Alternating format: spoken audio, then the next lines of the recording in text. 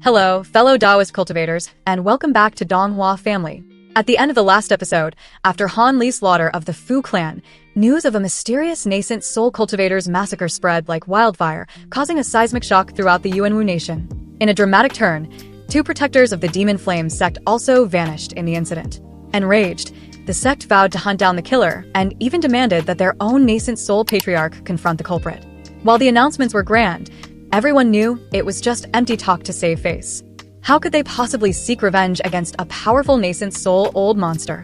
Meanwhile, the entire cultivation world in the Yuanwu nation entered a new frenzy, scrambling to seize the resources left behind by the Fu clan. The true culprit, however, did not flee as everyone expected.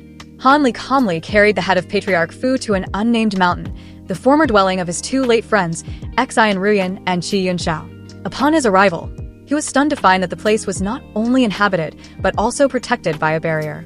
A faint but resilient spiritual energy enveloped the entire mountain. Han Li casually flicked his hand, and an invisible sword Qi sliced through the air, shattering the barrier like glass. He stepped inside and was met by a middle-aged woman. To his surprise, she recognized him. It turned out she was the granddaughter of Xiaomei, Xian Ruyan's maid from long ago. Her family had lived there for over 100 years, passing on a single, steadfast belief to await Han Li. This unyielding faith had been passed down through generations, an invisible thread connecting the past and the present. After inviting him in, pouring him tea, and exchanging a few polite words, the woman revealed her purpose. Before she passed away, Miss Xian left a final wish, wanting to give a certain item to you, Senior. But the condition was that you first fulfill your promise to eliminate the Fu clan. To prove his promise had been kept, Han Li did not waste words. He stood up and tossed a wooden box onto the table. The sharp thud was enough for the woman to understand. Trembling, she opened it, and inside was the severed head of Patriarch Fu. The promise fulfilled, she immediately handed Han Li a jade box that had been carefully hidden under the floor. Inside the box was a jade slip sealed with a spell. As she gave it to him, she cautioned, "My grandmother was once curious and tried to examine it, but she fell unconscious for an entire day and night." She then immediately found a high-level talisman master to seal this jade slip, forbidding future generations from looking at it. I was curious, but my cultivation is far inferior to my grandmother's, so I didn't dare. Ignoring her warning, Han Li took the jade box, and with a slight wave of his hand, the seal was instantly removed. A dazzling spiritual glow burst forth, revealing the profound nature of its contents. Witnessing this display, the woman was filled with awe, realizing the immense gulf between her and the senior before her. Han Li examined the jade slip and calmly said, "The contents of this jade slip are indeed a great help to me. I will not refuse your kindness. However, you have had to wait for so many years for this. I feel a bit guilty. Is this place inhabited only by you?" The woman quickly replied, "Of course not. My husband is also a cultivator, but his aptitude is not very good, and his cultivation is on par with mine.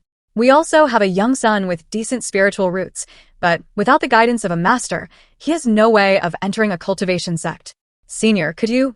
Han Li understood her unspoken plea and interrupted, "Fellow Taoist, since you are a descendant of Xiaomei and have preserved this item for me for so long, I may not take on disciples, but I will give your son a chance at foundation establishment.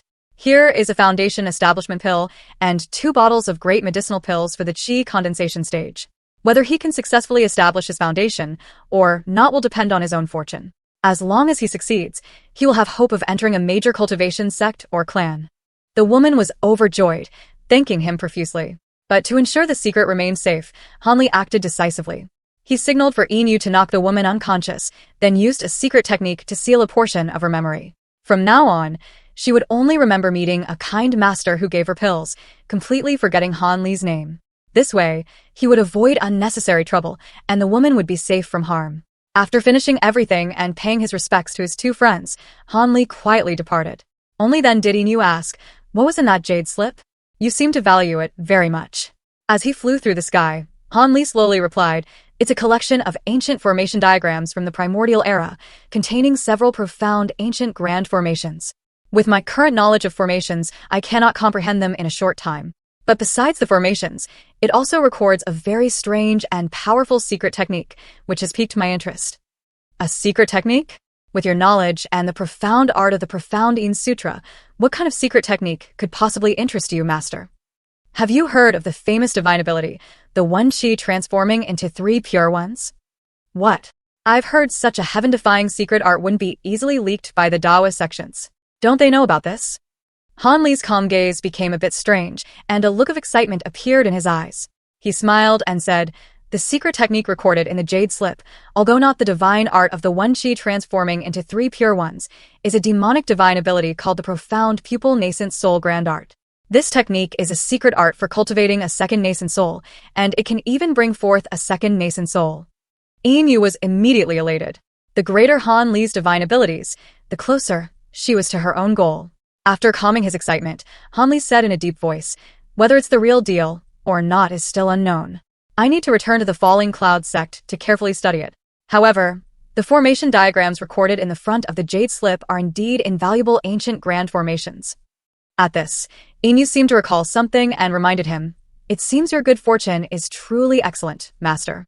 However, although the power of demonic secret arts is no less than Taoist secret arts, and they are sometimes easier to cultivate, it's best to be careful and examine this technique for any hidden dangers when you return." "I know. I'll naturally be cautious. If there's truly something wrong with it, I won't cultivate it." Yin was relieved by Han Li's words. But then she asked curiously, "Master, the direction we're flying doesn't seem to be toward Shi State. Aren't you going back to the Falling Cloud sect?" "I won't be returning to Shi State for now. Since I'm already here, I plan to visit Yi State. After all, I came from there, and there's a certain mortal karma I need to resolve. Otherwise, it will always be a hindrance in my heart and not conducive to my future cultivation." With that, he flew off at top speed. This concludes episode 162 of A Record of a Mortal's Journey to Immortality. See you all in the next video.